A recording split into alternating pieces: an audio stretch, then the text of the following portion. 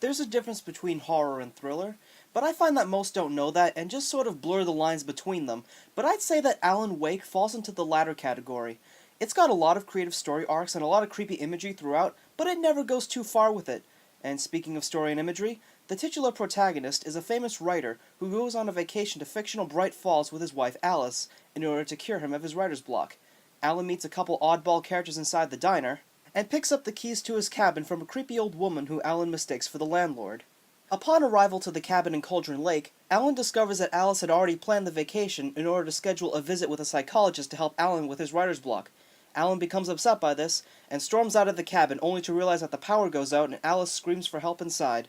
Alan dashes back inside with Alice nowhere to be found, and as a result of the dark presence surrounding the lake, Alan is overwhelmed by the darkness as he now becomes a literal part of one of the novels he wrote, and the people and places he would write about comes to life in the form of dangerous shadow entities called the Taken.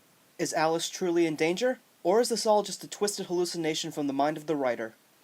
While this is a strange setup, the way it's handled is unbelievably intense, which is understandable since Remedy had developed it, the same creators of the first two Max Payne games, and just like Max Payne, there are some cinematic elements during gameplay, despite the fact that the animation and lip sync during cutscenes isn't that good.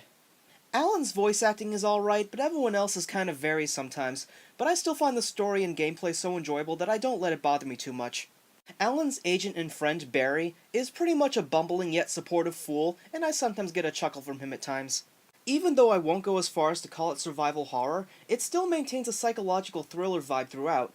The shadowed forest draw in a claustrophobic factor, and the awareness that enemies could easily appear behind you would have given a sense of paranoia, but the game shows you where they are before they attack you. The subtle things like object distortions and the way the camera blurs as it moves are also a few nice touches. Alan is not defenseless, however. The way he can defeat the enemies is by burning away their darkness with his flashlight, and then shooting them when they're vulnerable. Yeah, and that's actually kind of original. Along the way, Alan picks up manuscript pages from the novel that reveal events from the past or something that's about to happen, which ties into the theme rather nicely. If there's one thing I'd say that this game has to offer, it's atmosphere. It's rare that I'd say that, but the mysterious lore behind Bright Falls is really fascinating, and it allows the player to investigate its history and traditions. Even listening to the radio and television stations is pretty cool too. The presentation and setting feels really unique, and only makes the experience that much more interesting.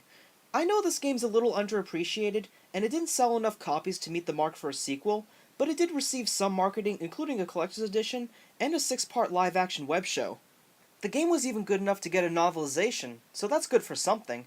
They also have a downloadable spin-off that I will tell you all about next time, but as for this game, it'll be a great experience that you won't want to put down.